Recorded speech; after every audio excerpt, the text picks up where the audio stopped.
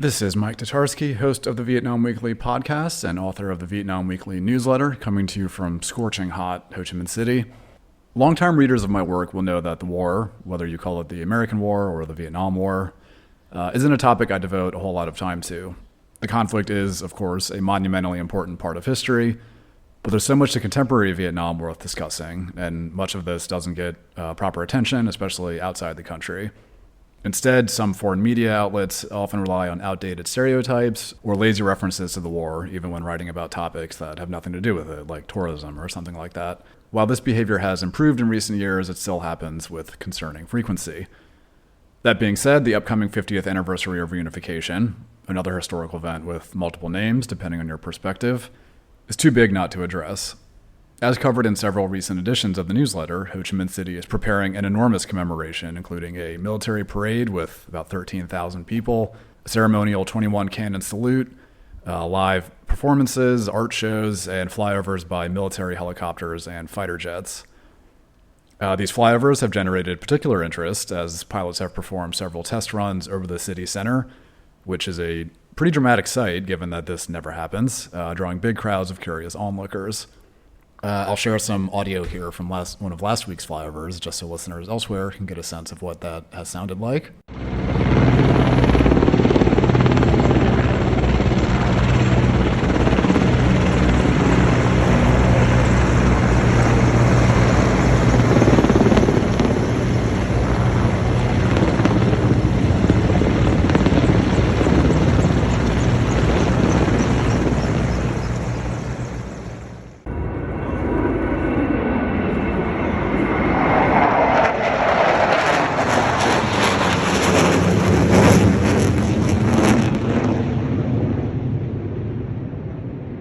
On the ground, the city is decked out in national flags, red banners, and patriotic signs. Even the digital train timetables at metro stations are sharing reunification messaging. All of this is generally being greeted with great enthusiasm. For example, huge crowds have gathered to watch two parade rehearsals in District 1 hours before the marching even began. For some, though, April 30th is a very complicated, perhaps painful date. Emotions that may be running even higher given the inescapable public displays of victory by what is now contemporary Vietnam. To discuss the many complexities of reunification, today's guests are Dr. Nguyễn Thùy An, historian and labor education professional at the University of Maine, specializing in the history of U.S. foreign relations and Vietnamese history, and Dr. Sean Fear, lecturer in international history at the University of Leeds, whose research focuses on the Republic of Vietnam, or South Vietnam. We discussed progress on reconciliation between Vietnam and the U.S., which unfortunately took something of a hit this week following reporting that American diplomats have been told to avoid events related to reunification. And that means told by the Trump administration, not the Vietnamese government, just to clarify. How the teaching of the war in Vietnam has evolved, perspectives on the Republic of Vietnam over time, the role of reunification in modern Vietnam, the state of reconciliation within Vietnam and between Vietnam and the overseas diaspora, and more. As always, if you have any comments, feedback, or guest ideas, get in touch at matatarsky@gmail.com. Let's get to my conversation with An and Sean. An and Sean, thanks so much for coming on the podcast. Thank you, Mike. It's great to be here. Thank you. It's great to be here.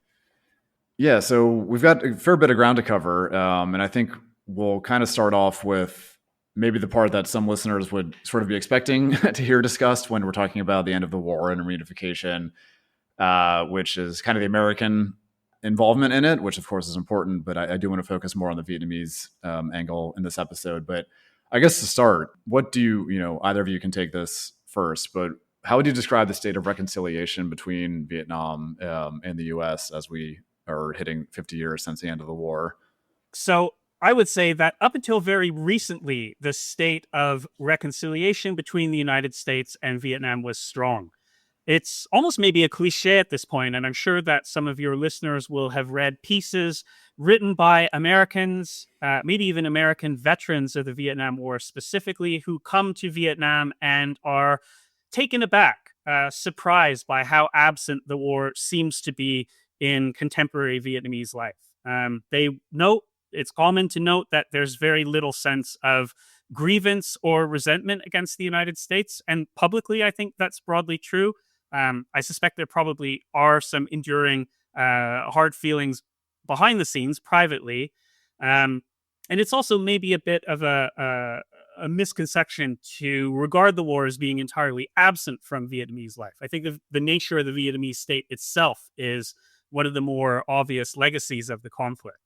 But there are many pieces recently, for example, about My Lai, the site of a notorious American massacre in 1968, noting the general lack of ill will towards Americans.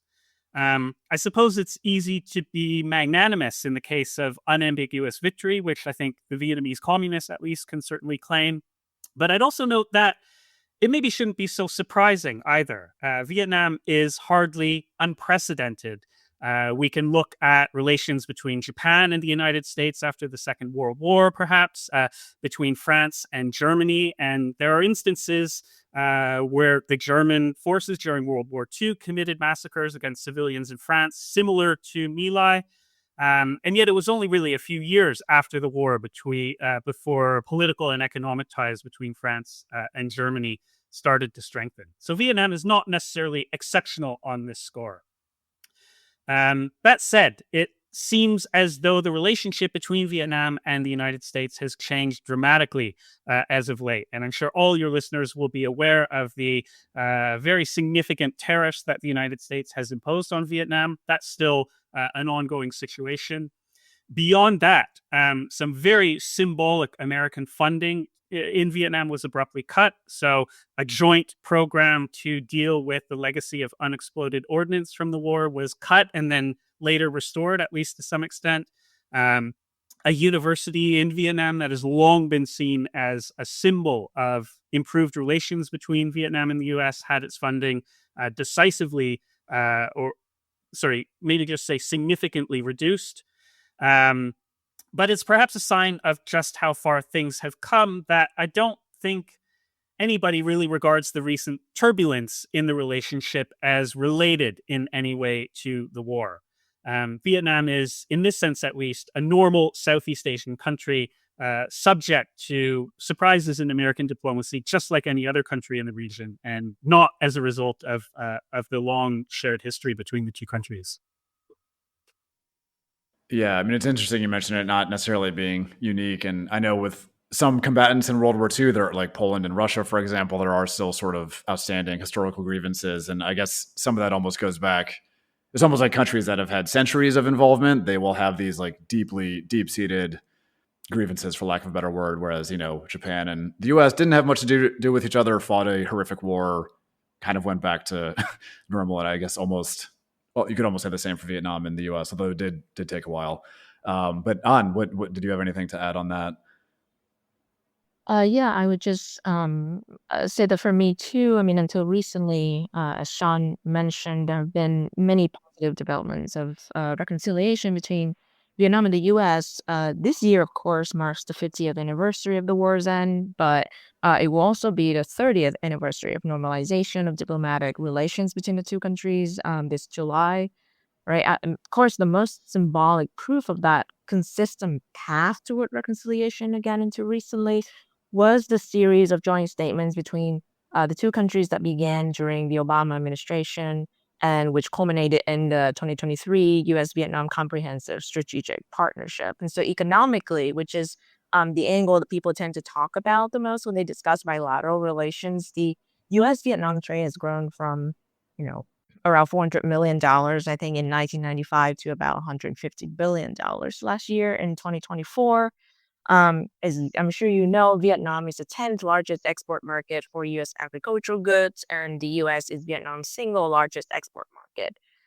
The large trade deficit with Vietnam was also likely one of the reasons why Vietnam was targeted with one of the highest tariffs rates 2 weeks ago.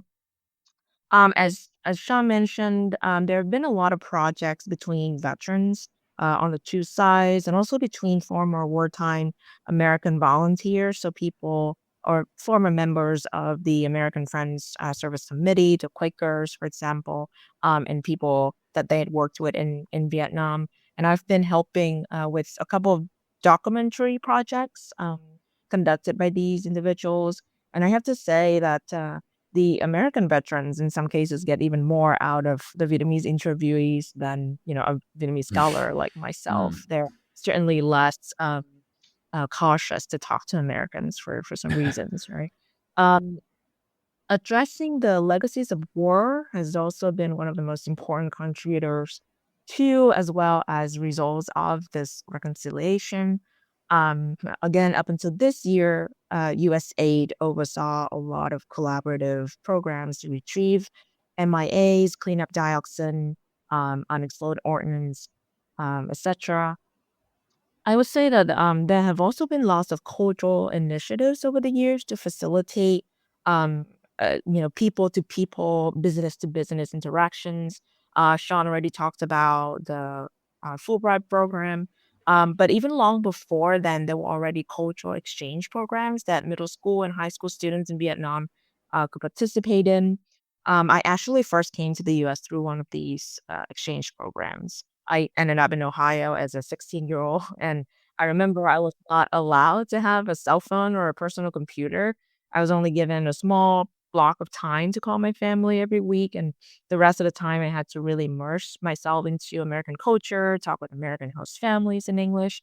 And of course, they would have a lot of questions about Vietnam, and I suspect I was very much acting um, unintentionally, perhaps as a sort of teenage cultural ambassador for my country. And of course, there are many uncertainties now, but to sum up, I think up until this year, I say much progress has been made toward reconciliation between Vietnam and the U.S. And at least in the Vietnamese generation that I grew up among, you see more fondness, more admiration, even idolization for the U.S. rather than resentment or hatred. Yeah, absolutely. I mean, U.S. or American pop culture fairly broadly is hugely popular here. I'm always kind of struck by. It has gotten better in the U.S., but certainly among my parents' generation or older, people who were alive or even, fought in or knew people who fought in Vietnam. That's still kind of the image of the country. I get asked by older family members, what do they think of Americans? Like, what's it like there? That sort of thing. But yeah, it seems to have improved a lot. But I do. So it is an important topic, but I don't want to focus too much on the U.S. angle here because it does get a lot of coverage. So moving on kind of to the Vietnam side of it, again, whichever one of you wants to take this first, but kind of how is the history of the war or how that history is taught? How has that evolved here over time? I can start first if that's okay with you, Sean. It's just Of because I course, think yeah, yeah. chronologically, I haven't studied or taught in Vietnam for the past 19 years. So I can share about how history was taught in Vietnam when I went to school there like 2 decades ago. And then maybe Sean can share about teaching history in Vietnam today. Um, but I spent the first 16 years of my life in Vietnam and during middle school and my first year in high school, which was 10th grade in the Vietnam system.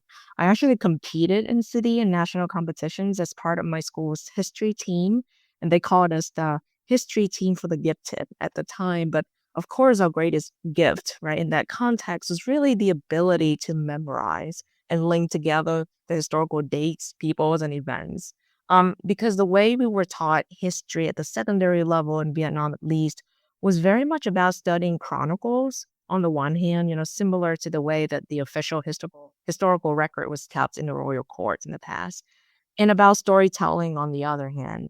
I remember my history teachers were just fantastic storytellers. I didn't like the modern history as much as the pre-colonial history, partly because the stories of the 20th century were too confusing and often interrupted, right?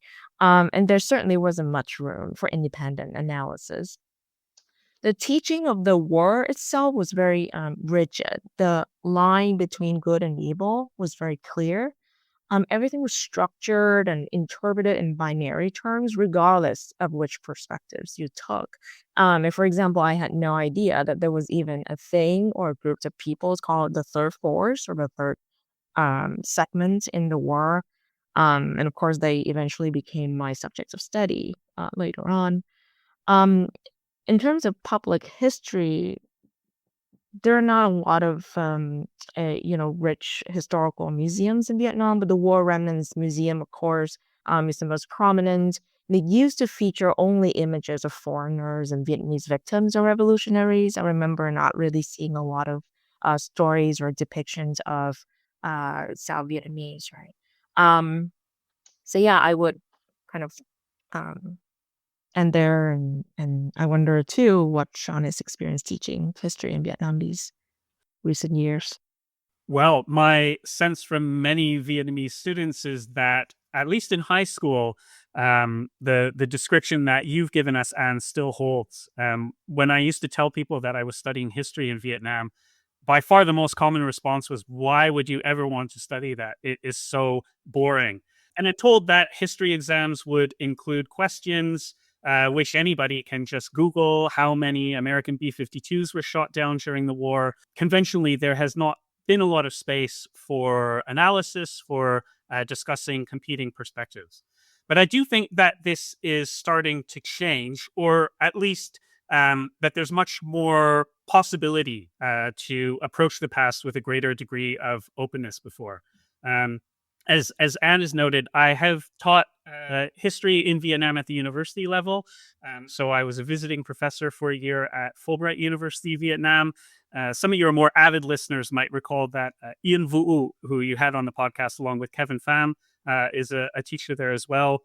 And it's a unique institution in many ways, but at this particular university, there's far greater opportunity to speak about the past in a much more rigorous and methodical and balanced way, I think. Beyond that, there are signs as well at some of the museums, as Anne mentions, for a greater degree of openness about controversial aspects of Vietnam's history. The Republic of Vietnam, or South Vietnam, is slowly starting to feature more prominently. Beyond just the kind of crude caricature of a puppet regime, or a chế độ ngụy, as it's often presented in Vietnamese.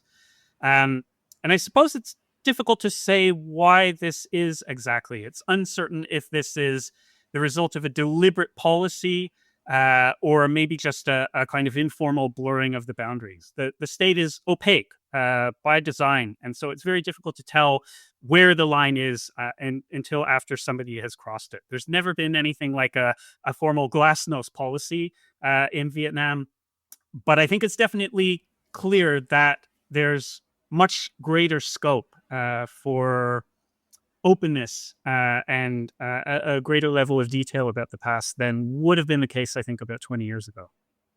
Yeah, which brings me to my next question, which, I mean, Sean, you already touched on a little bit, but kind of how the view of South Vietnam has perhaps changed. I mean, it is a very incredibly complicated topic. I mean, the flag is banned here, essentially, in a source of much controversy. But I did note with interest, Sean, and you and I talked about this when you were in town a few weeks ago, but that the new Military History Museum in Hanoi, which I haven't been to, but is apparently quite well done, has a South Vietnam flag on display. I mean, it's not like this is a good flag, but just like this is a part of history. And that's kind of become its own thing on social media with a lot of young Vietnamese standing in front of it with making an X with their hands.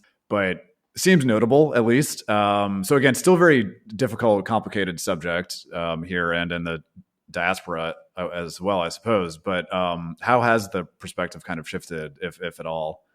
It's a great question. And I should maybe say this is the area that I focus on thus far in my own historical research, the history of the Republic of Vietnam.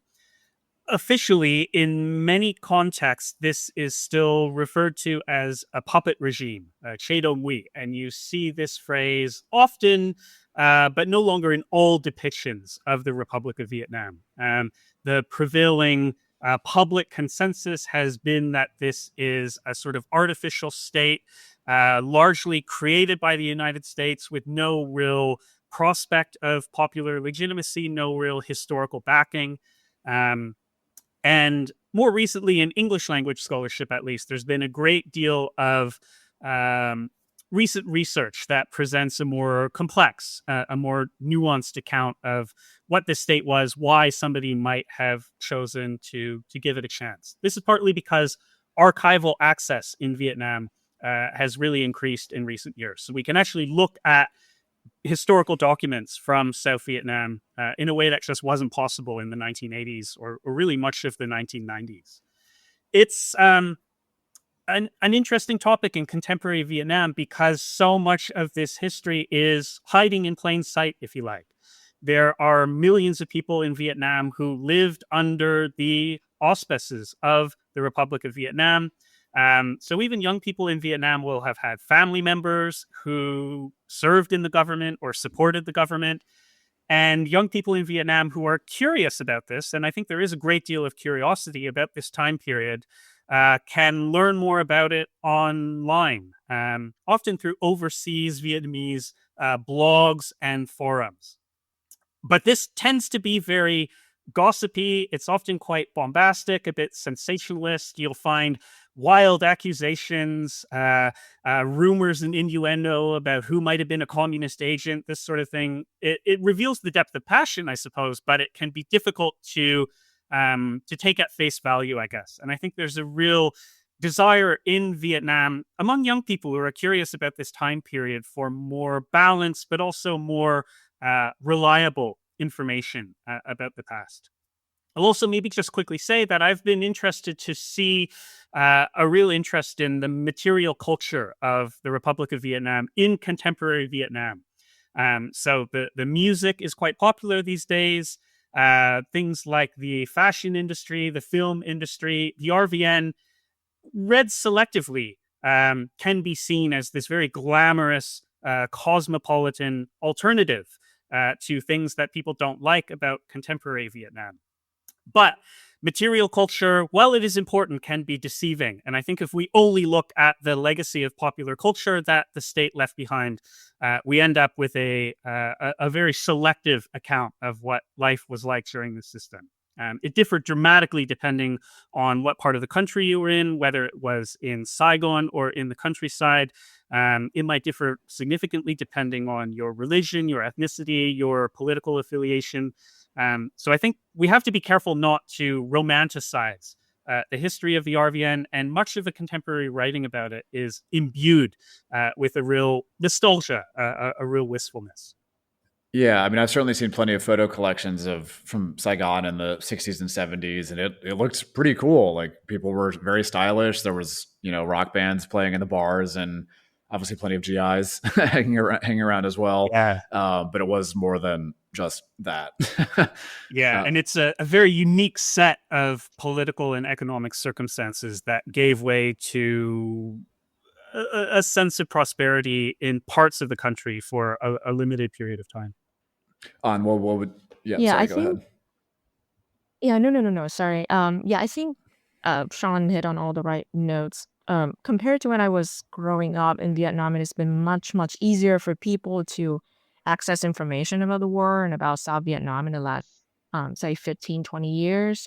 But as Sean said, this kind of increasing abundance of information also created more polarization in a lot of cases. In my view, the harder the government tries to keep that history opaque, the more curious people are really about that part of history, and so the result is that they tend to be more attracted to the one-sided depiction of South Vietnam. Sean said or mentioned the dangers of romanticization of South Vietnam. I completely agree. As somebody who comes from a family that was associated with that was from the South Vietnam, the Republic of Vietnam, and I would say to or I would add to what Sean said. Even within the urban areas in South Vietnam, the situation was much more complicated, and that there wasn't really one consensus about what the war meant for the population of South Vietnam. But I would say there is more distance now between the war and the younger generations that on the one hand you do see less extreme emotional reactions to the war, to its memories and its legacies, right? Because the younger generation don't take the war as personally as perhaps their parents and their grandparents. But on the other hand, that distance could also mean either they lose interest in learning about the war altogether, or they're at greater liberty, as we said, to learn about the war the way they want to. And which direction one follows, of course, also has much to do, I think, with the kinds of education they receive and how liberal or not liberal their learning environment is when it comes to modern Vietnamese history. Mm. Maybe one thing I'll quickly add is that if any of your listeners are interested in this, maybe the best place to see how the Republic of Vietnam is presented in a public context is at the Independence Palace Museum, Dinh Độc Lập. Really a striking building. The architecture is fabulous. A legacy of this brief window of somewhat artificial prosperity that flourished during the wartime period. But if you really want to see a kind of cutting edge in a Vietnamese context portrayal of the history of South Vietnam, don't go to the main building, but there's an annex in the southeast corner which has an exhibit specifically devoted to the government of Ngo Dinh Diem, the first president of the Republic of Vietnam.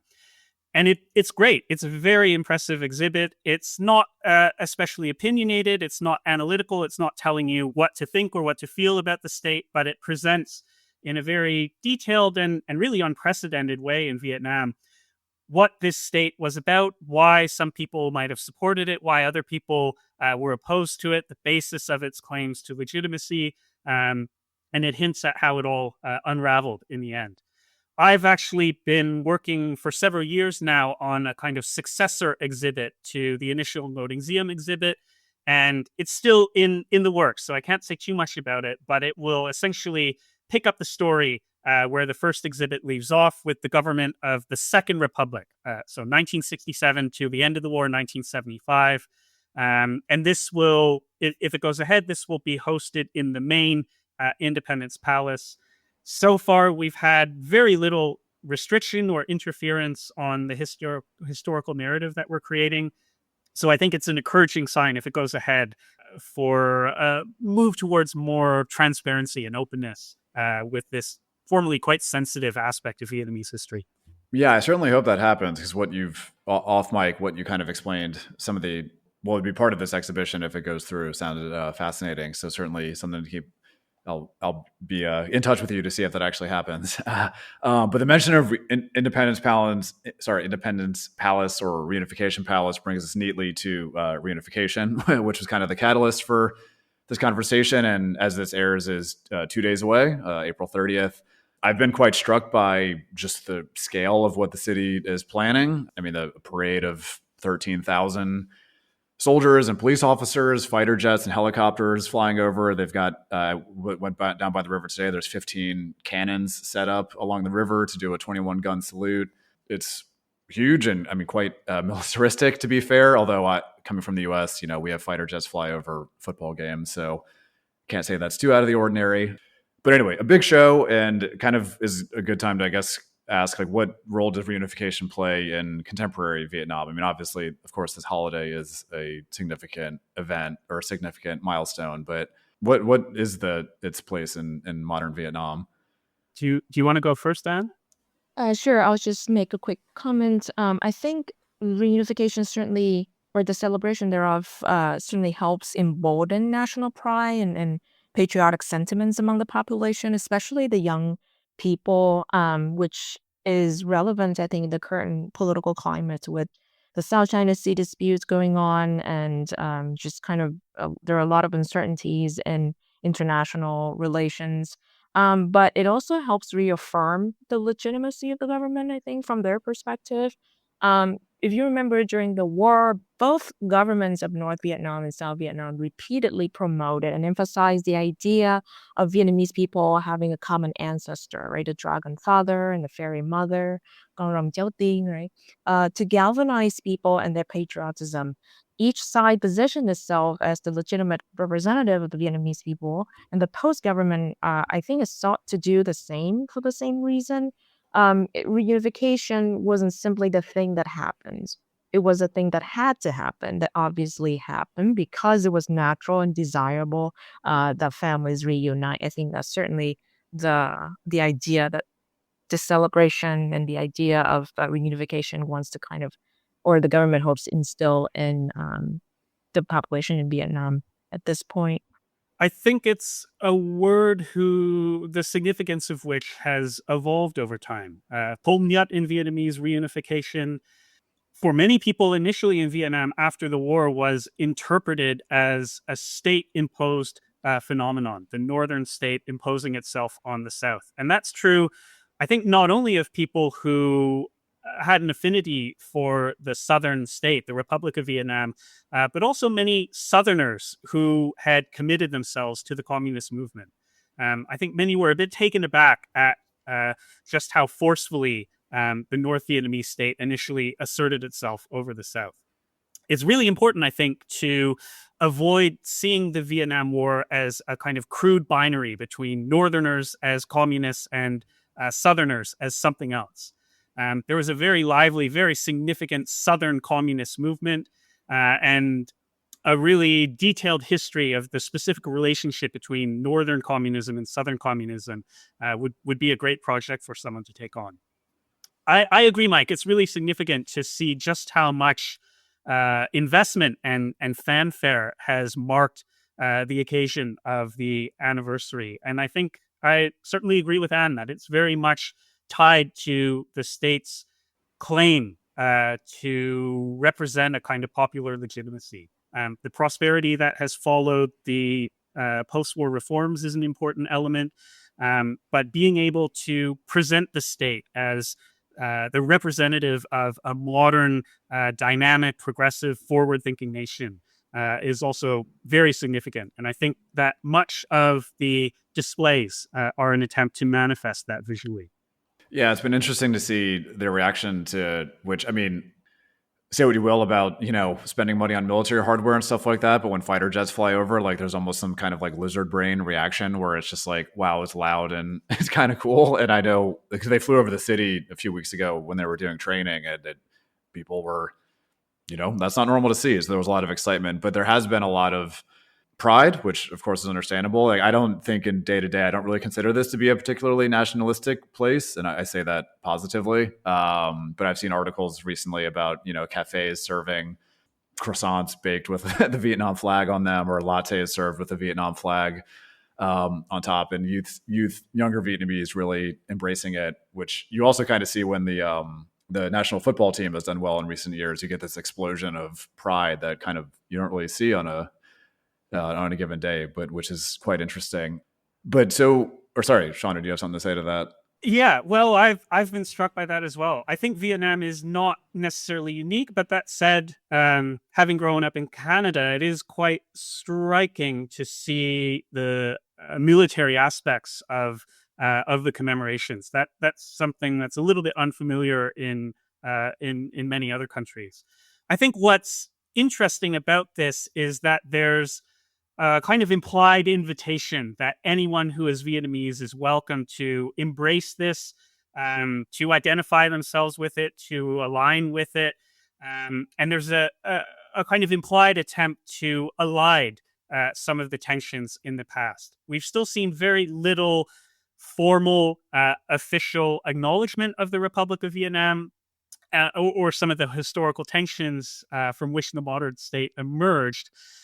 But it's almost a kind of implied invitation to set all that aside, extract a measure of triumph and pride from the war, and move on to a much more dynamic modern future. And I think that the Vietnamese state, the Communist Party, sees itself as an agent of modernization. It's telling in recent remarks by Vietnamese leaders just how often Singapore comes up in the conversation. I think many people in the West tend to interpret Vietnam as a kind of smaller version of China. The default is always to frame Vietnam through the prism of China.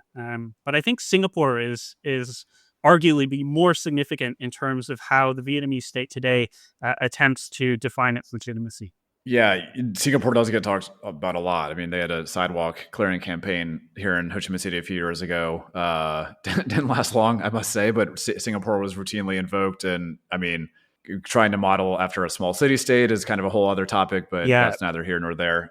Yeah, yeah. Subdivisions named after Singapore. I remember in Phu My Lam, there were even some ads promising that it would be better than Singapore. Yeah, it is nice. I don't know about better, but it's nice. But so, Sean, you mentioned kind of historical tensions within Vietnam, and so we started off talking about U.S. Vietnam reconciliation. But what would, again, either of you feel free to take this first, but what would you say of the state of reconciliation within Vietnam? And then second part of the question, almost equally complicated, but between Vietnam and kind of the overseas diaspora.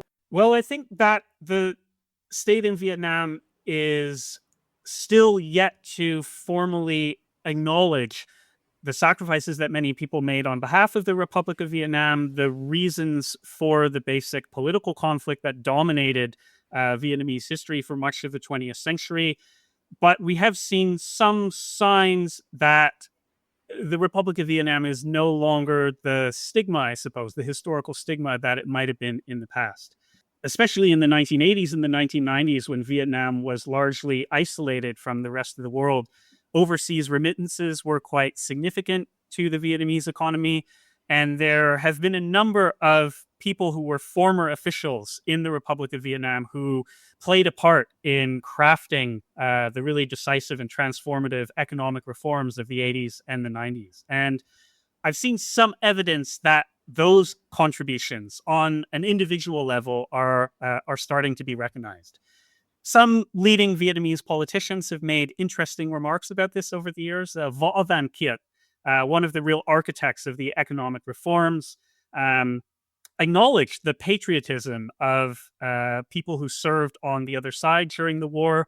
I think that was his private view rather than any kind of official position. But it's a symbol that the country is willing to move on, if not necessarily to fully confront the controversy of the past, I suppose. I think a great deal of reconciliation is happening, but much more at the level of individuals, families. Vietnam is a much more cosmopolitan place in many ways than it was in the 1980s, partly a result of its isolation by the United States. But thousands of Vietnamese students study overseas and is just one example of this, including many people who are members of the Communist Party. So there's much more exposure to different understandings of the Vietnamese past, I think. And conversely, a great deal of people who are from the overseas Vietnamese community who grew up in the United States or France or Canada or Australia are returning to Vietnam and possibly finding it to be a very different place than it was described to them by their parents or maybe these days their grandparents. So reconciliation is happening, but much more, I think, on the level of individuals and families rather than as a kind of concerted state project. Yeah, sorry, if just one comment from me. I've got over the years I've made quite a few overseas Vietnamese friends, especially from the West Coast, especially in California here, and it's fascinating to me to see the mix of some of most of their parents left under rather dire circumstances, but some of them have decided to come back and visit frequently, or have basically or semi-retired here and just love the lifestyle. And then others are like, I can't believe my son or daughter is living in this place that basically ruined my life.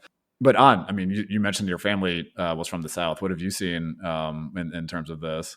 I mean, I think, like Sean said, there's been quite a bit of progress between or in the reconciliation between Vietnamese, but only to a certain extent.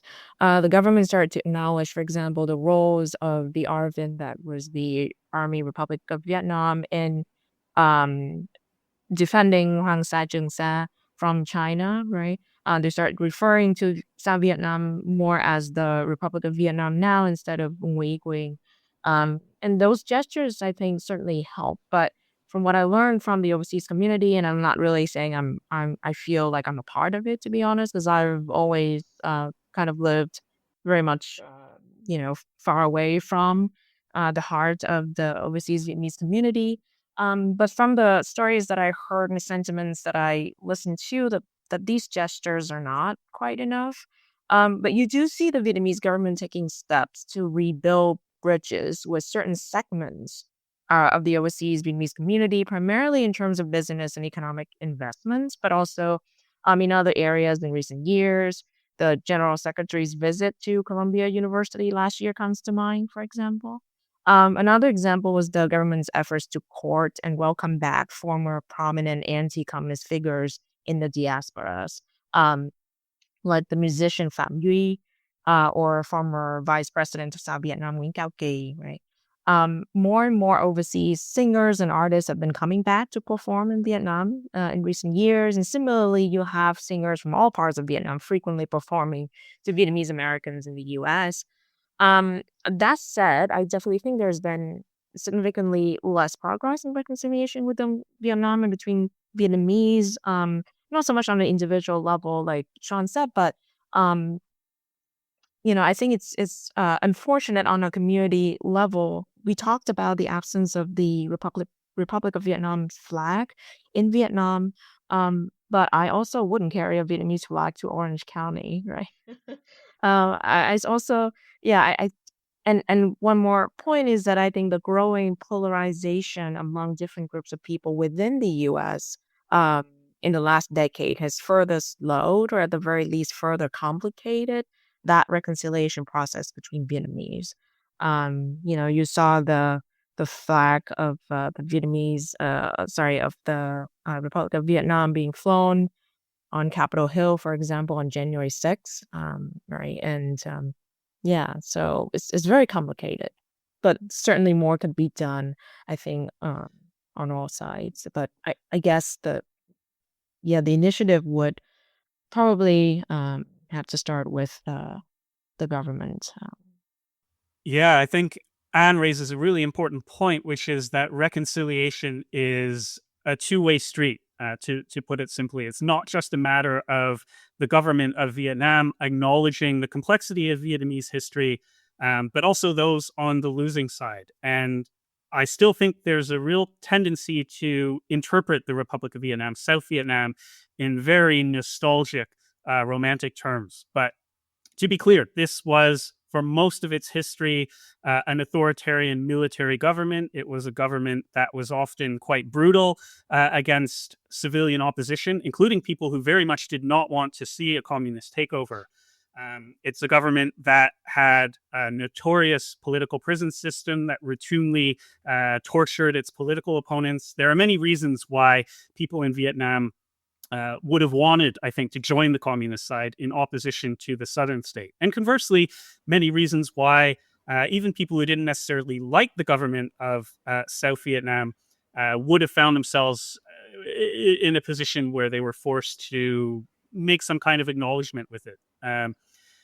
So I think it's a mutual process. It's not just a matter of the Vietnamese government as it stands now acknowledging the complex history of Vietnam. It has to happen on both sides. And one of the really interesting historical developments, I think, has been scholarship exploring how this consensus in overseas Vietnamese communities about the Republic of Vietnam came into being.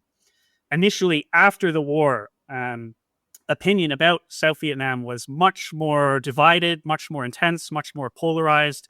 And there's been some really fascinating scholarship demonstrating how, often led by former officials in South Vietnam, a kind of consensus in support of the South Vietnamese government emerged and was at times very violently enforced within the overseas Vietnamese community. Yeah.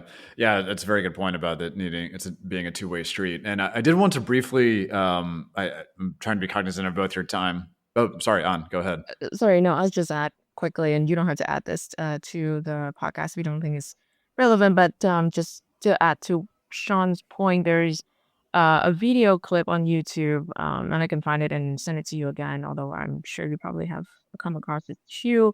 But this video clip was of a sort of town hall meeting between President Nguyễn Thùy An and the Vietnamese overseas community, I think back in the 90s, where he faced a lot of scathing criticisms, like really angry, opposition from the Vietnamese community. Credible death threats. Yeah, and yes, right. And there's certainly not that, wasn't that sense of consensus, right, about what, not this not maybe not the Republic of Vietnam itself, but certainly the government of the Republic of Vietnam, how Nguyễn Văn Thiệu fled the country even before. The people, even though he had promised earlier that he would stay until the end, right? And that the communists would have to cross over his body if they wanted to take over South Vietnam. So, yeah. Interesting. Yeah. Well, and then certainly among younger generations of Vietnamese Americans, that consensus is very much different, at least from the people I know. And I did want to briefly. So, I mean, An, you mentioned earlier in the conversation about the third force that you study, which I'll admit, when we talked before this episode, I've never heard of. I know we talked about education of the war in Vietnam earlier, but it's also not great in the U.S. I mean, I can't imagine it's gotten better. I finished high school almost 20 years ago, and it was very cursory. I mean, it was kind of made a point that it was not a great war, but beyond that, not a ton of detail. But what is the third force? Yeah, so my historical research revolves around South Vietnamese non-communists who opposed the war in Vietnam. These were loosely connected coalitions of urban intellectuals, religious figures, students, women in South Vietnam who resisted both communist doctrine and what they perceived to be the growing authoritarianism of the South Vietnamese government. So during the war, you had the Saigon government representing what was known as the First Force, and then you had the communist-led National Liberation Front, which was known as the Second Force. And then you have this neutralist mass in between, known as the Third Force. And when the Paris Peace Accords were signed in 1973, Article 12 stipulated the creation of a National Council of National Reconciliation and Concord that would include all three equal segments, all three equal forces, right? And the council would oversee the ceasefire and organize a democratic election in South Vietnam to determine its future. And of course, as we know, this never materialized. But this speaks to the importance and the very real existence of the Fifth Force, which, like you, I had not, known that they existed when I grew up in Vietnam, and also when I went to school in the U.S. until the graduate level. I was drawn to the Third Force despite having had no idea they ever existed because of my own experience growing up in Vietnam. Like I said, my family came from southern Vietnam. And during the war, my grandfather, like many other men in South Vietnam at that point, was drafted by the government. And after the war, he had to go through re-education. As a result of that, he was later qualified for relocation to the U.S. through the Orderly Departure Program, also known as HO. But he decided to stay behind. And I think he has suffered from quite severe PTSDs at that point. He couldn't bear it, anymore, separation from his family.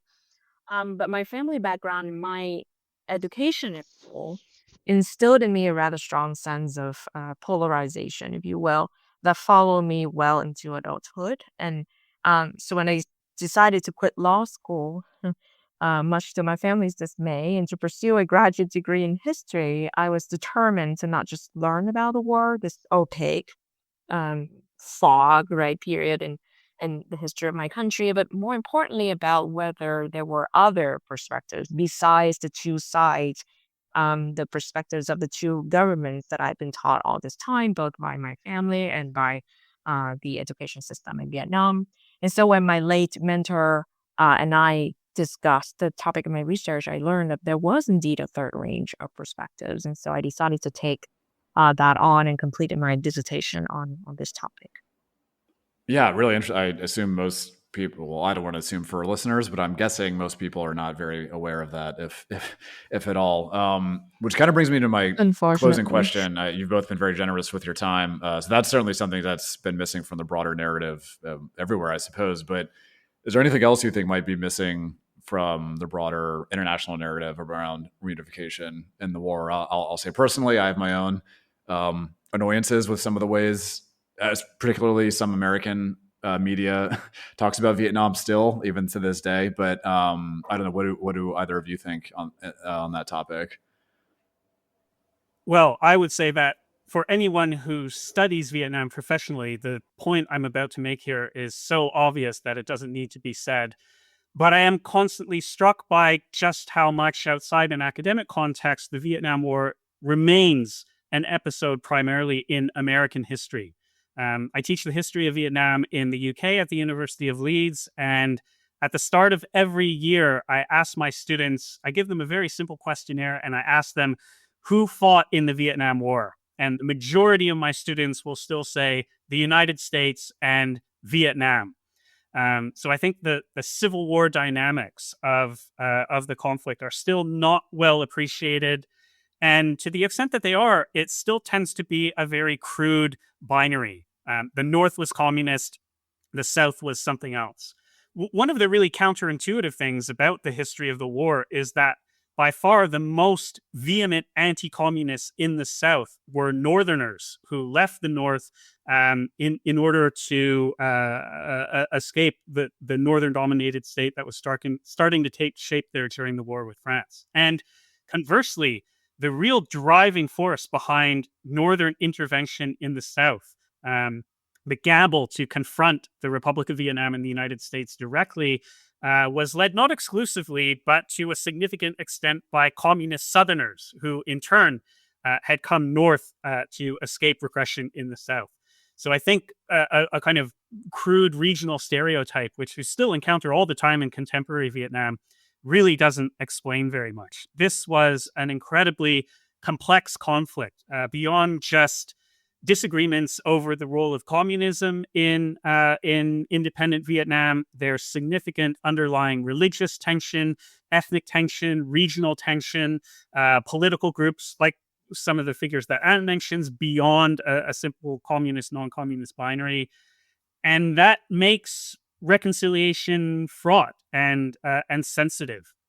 To the extent that reconciliation still needs to take place, it is primarily within a kind of broadly defined Vietnamese nation in Vietnam and overseas, much more so than I think between Vietnam and the United States or Vietnam and France.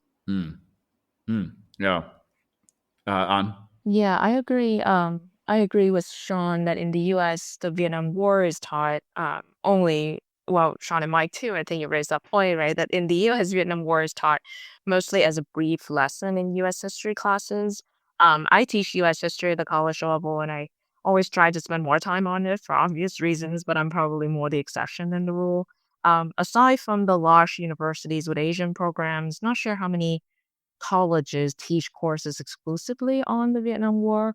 My mentor, Professor Ngô Vĩnh Long, he used to teach a U.S. Vietnam relations course here at the University of Maine that had close to 100 students in every semester in the 90s and then up to the early 2000s. But then, obviously, by 2010 or 12, these classes were down to only like 25 people max. And the answer to your question, Mike, for me is that certainly I think the perspectives of the third force that I described, and which I think are very important, remains very much muted by both sides. The broader international narrative focuses on the political elite, so the governments of the various sides, where it pays attention to the ordinary people. It almost always is about the importance of Americans or of the U.S. peace movement, when in reality, Vietnamese anti-war activists also play an important role. These included not just the first people in South Vietnam, but also Vietnamese activists living overseas, and their perspectives are largely missing from the broader narrative. In terms of refugee scholarship and discourses, I would like to hear more about the refugee crisis in wartime South Vietnam, because refugees of the Vietnam War included not only those who fled Vietnam after April 1975, right, but also the millions of refugees generated during the war. I believe as many as 10 million people were classified as refugees in South Vietnam, and the population at that point was only 18 million. Equally important, but severely underrepresented, I think, are the perspectives and experiences of former South Vietnamese citizens who did not flee Vietnam after the war ended.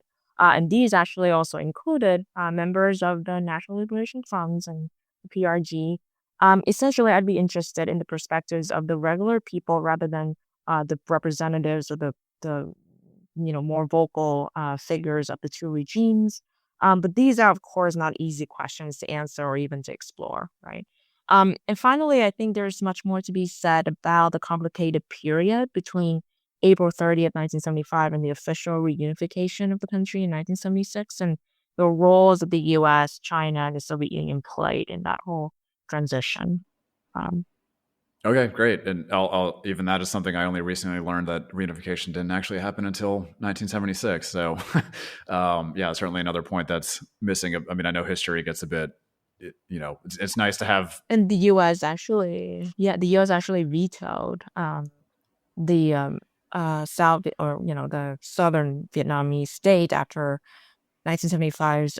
It vetoed the request to join the UN and instead admitted the Khmer Rouge regime in Cambodia.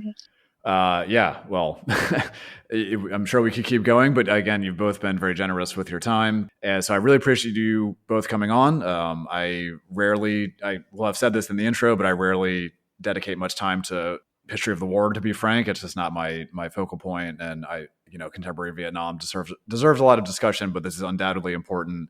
Learned a lot from this. So thank you very much, An and Sean, for coming on the show. Yeah, thank you, Mike. And anniversaries are always a little bit contrived, but as historians, we'll take them. And I hope to any listeners who have been struck by the commemorations taking place in Vietnam at the moment, I hope this was informative. I've certainly learned a lot from you and your guests over the years, and I'm really happy to be a part of it today.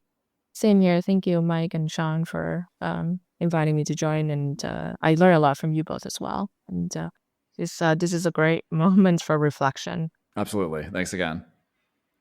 That's it for this episode of the Vietnam Weekly podcast. Thank you so much for listening. Please rate or review the show on your preferred podcast platform. I'll be back in your feed in a couple of weeks. And for those of you in Vietnam, have a great holiday.